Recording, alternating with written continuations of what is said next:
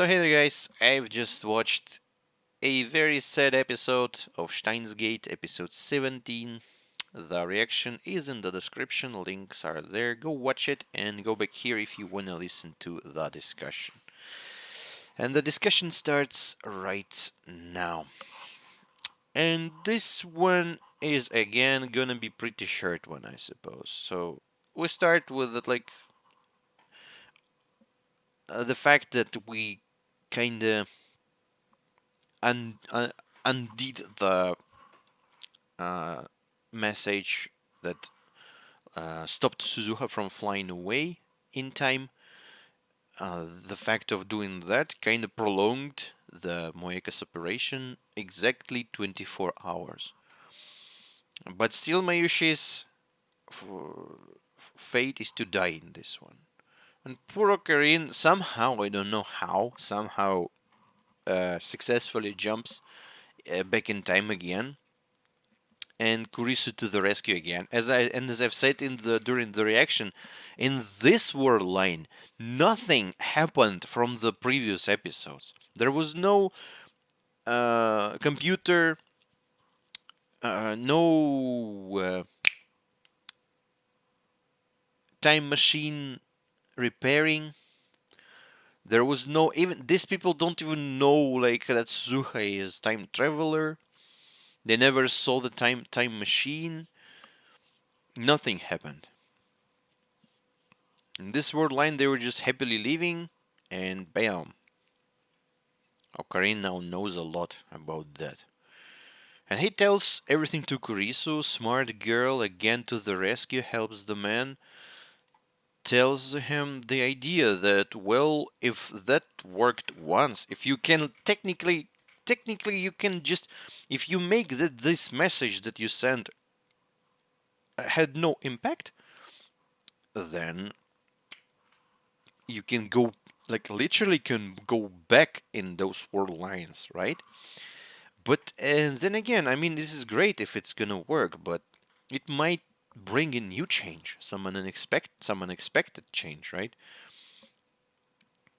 If Fair is gonna write a message to her dad about, as example, to her dad about like the previous message was a joke, don't care, don't worry, but he was already shocked and stopped the flight. Like, okay, I'm not gonna go to the flight. And like 5 minutes later, he gets the message like, "Oh, it was a joke. Oh, well, fuck it. Then I'm gonna go to the plane." But now my plane just got away. I kind of missed it. So like next plane, and he survives. Can this be true, or he like destined to die in this world line? I don't know, but still, it's kind of a way to fix problems, but it doesn't look like a very safe one because D-mails are unpredictable. You can kind of predict it, but not completely. You don't know what's gonna happen. Will it affect the one who gets the message or not? This is a question. But still, we have this idea, and she proposes to undo the messages with like sending D-mails to the past, the ones that changed the lines. And like we're going backwards now. Made in Complex. Amazing name of the episode. So Kurisu and Okabe have like nice moment together again. He again calls her Kurisu and she's like, I'm not gonna remember that. I mean, yeah, girl, it's like the second time already. And he goes searches for fairies and she like in some stupid tournament of this game, right? And some, I don't know, some angry gamers are running towards her. Like, just the little laughable kids. I mean, I'd slapped them and they, like, died, like, little pieces. But I wasn't there, so unfortunately, we had to run from these monkeys. Um, and they were running like half of an episode. They're the worst kind of rhinators. Oh yeah, yeah, they have like this big knife. Crazy people, like scary. And they're running, and man, this is the weirdest part. So he explains to her. I mean, he understands, like, stupidly tries to say, like, what was the message, but then he understands that there was no message. She's looking at him like, nya, nya, nyani. And he says, like, what would have you changed? What could you write? Like, so the culture disappears. And the very interesting thing, so the girl kind of have the memory of the previous word lines. Not like a complete one, but still some pieces of it. Why? How? Are others also have it? Maybe it's not like Ocarina is this incredibly talented and awesome, like chosen one guy, right? Maybe, as I've said in some of the previous discussion, maybe he's just a an observer, someone we're watching. He's jumping and we're watching him, but at the same time, other people are all also like kind of jumping in other world lines. It's just matters um, what exact human being you're watching now. So from his point, he remembers everything, and no one remembers anything except for him. But maybe from others' points, it's the other way around, and there's some way to proc the like to connect the world lines together. Like you're from this world line and you're from like have this. I don't know. It's just weird. It breaks the whole idea of Ocarina having this super Steiner ability, right? So it's not like just him. Maybe in fairies were not that sensitive, but still, it kind of worked. I took to a dead. So yeah, he reminds her about the May Queen plays, and she actually remembered that she wanted it. So she saved her father, and he was the one who ruled the Akihabara, right? He was not into anime girls and shit, so he built those air conditioning thingies, right? But if he dies, Ferris gets her chance to make the world a bit better place. But she still runs with the cat ears and stuff and says "nya" every time. It was like kind of ridiculous when they were speaking about serious stuff in the ramen place that was previously May Queen, and she remembers that in a dramatic moment, and she falls, and like, okay, I saved my daddy. Like it's sad, but she still keeps nya nya. That's super weird. But at least this scene when they were sitting together in the room where she actually showed herself, her real self, not Fairy's persona, but Akiharu Miho girl. I liked her as well. So she explains that I kind of wanted that place with maid cafe and cat girls, and he screams at her like, "You had one, god damn it!" And then they go to the place, and she somehow remembers everything. Like her eyes are. I can imagine. How can you feel that? How does it feel? She like fell after that. I'm fine. Daijobu nya, she said, or something like that.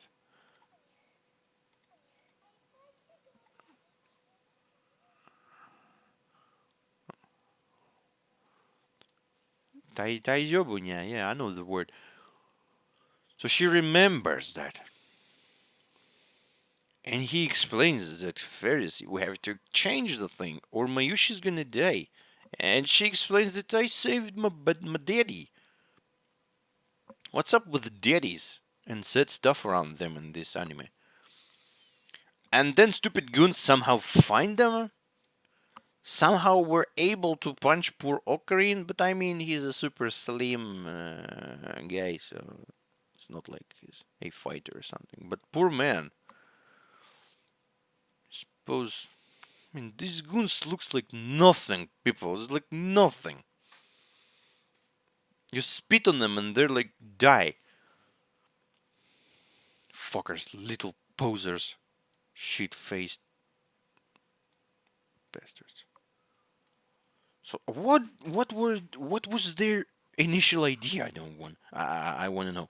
So they had this super criminal mastermind, the weirdest one of them all, I suppose, the nerdest one, who was on the phone. Like he's like, "Hey man, I am something like something like again delusional stuff." And there were his guns. Like yeah, fighters. Why would you take the girl? What was your plan to do with the girl after that? Huh? I know. The phoenix with black wings, the guy says about himself. I mean, stupid guy. Just excellent for this anime. He's like this big knife. Damn, this is so scary.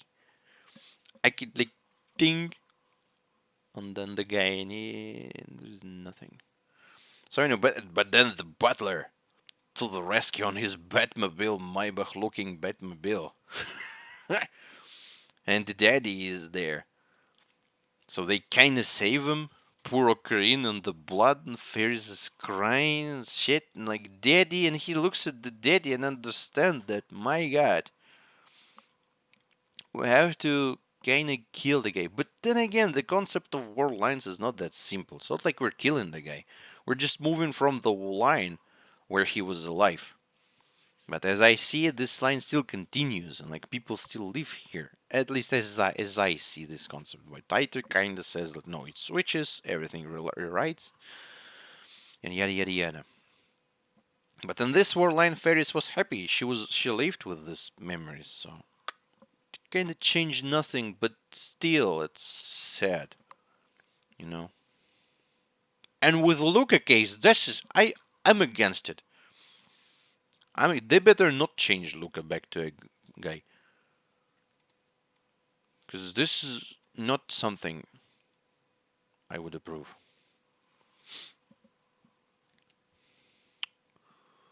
And yes, Suzuha gave the PC to the man. So previously she was not successful. She forgot everything for 24 years and just made a suicide. But now, in this war line, she was able to go back. She was able to get the computer and to give it to the man. And helped Mr. Brown. And died out of some illness. But the guy lost. It's not like lost. He sold it to some woman, as he said. I'm not sure. I mean, it was Ferris who wrote the message from her own phone. Who did he give the money to? Oh no, he needed money, so he found someone to sell the PC and get the money and kind of get the ransom, but it was all fake. Man, super expensive PC, I suppose. But who was the woman who took it? I don't think it's Moeka because it was 10 years ago.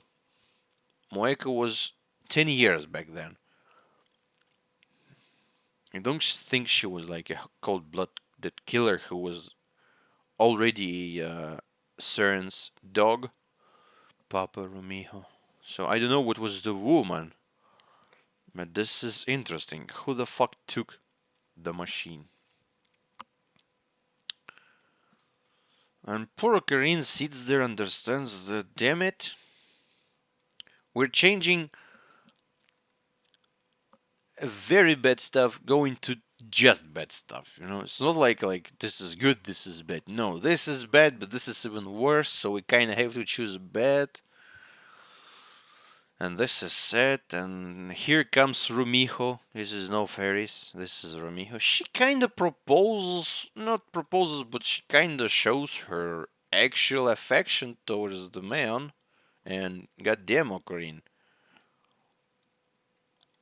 you're a lucky man.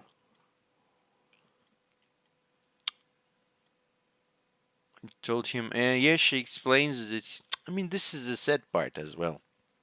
Sometimes that happens. Sometimes that happens. Sometimes you can say something to someone, and the next time, there's no next time. He just died at some point, and you feel like for him, he doesn't worry about that anymore. He just died.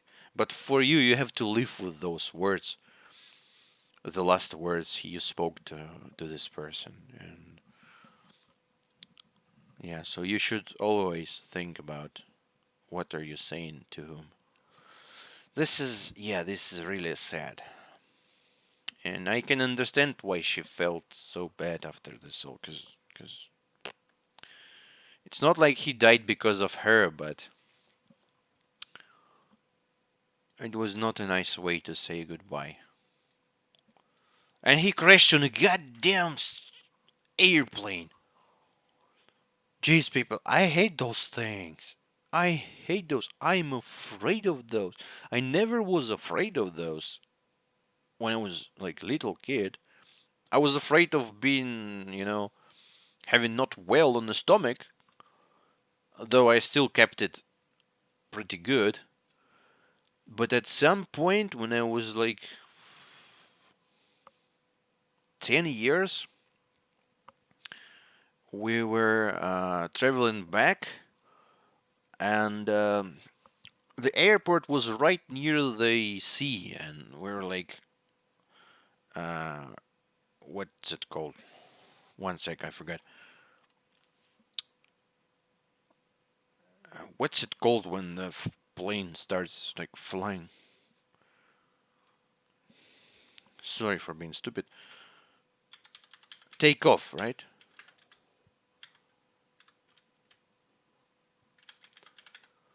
Yeah. When the plane was taking off, I was sitting near the. God damn it, I forgot, like, eliminator, and was looking through it on the wing, and there was like a white something going out of the wing. And I'm like a little kid. I'm like, seriously, we're burning, we're gonna explode, we're gonna die, everyone. But as far as I understand, there was nothing bad. It was just like some kind of like effect, because of a big humidity.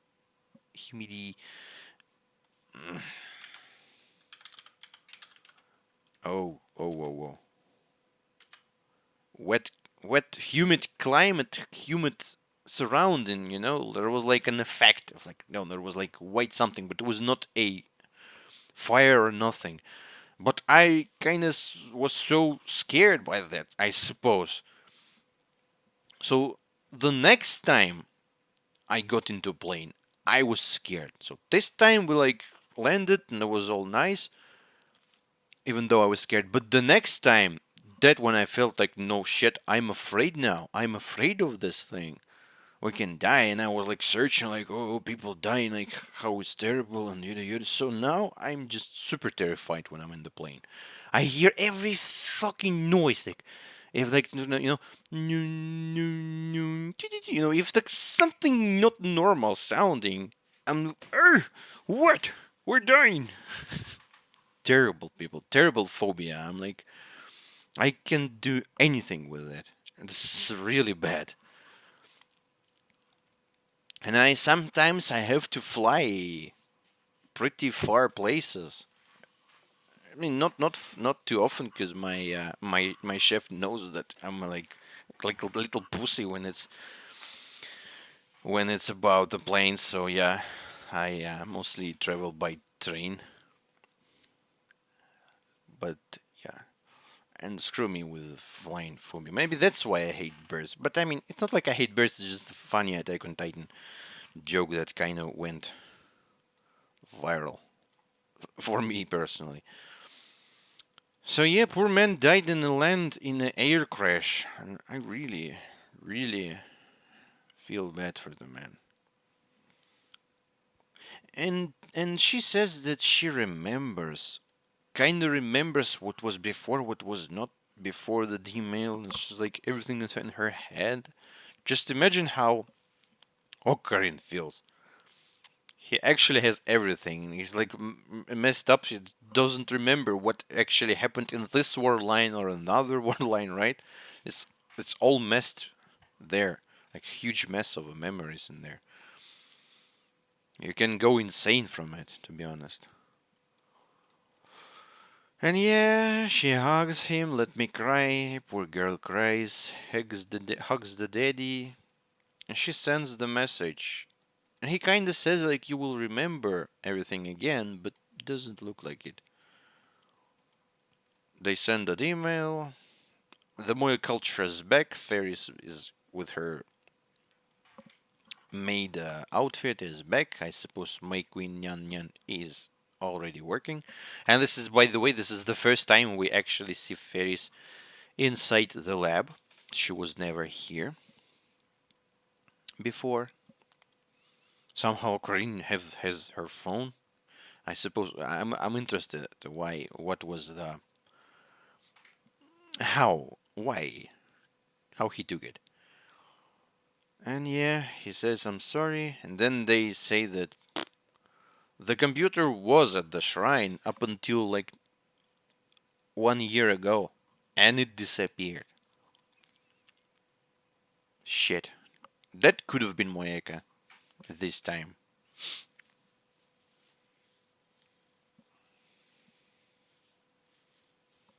And this is the episode. The sad episode. But then again, there's some type of progress. It's not like even a progress. We're started at some point, did some crazy shit, and now we're like kinda like clearing our mess. Yeah. But anyways, people, thank you for watching. See you in the next episode. Bye bye.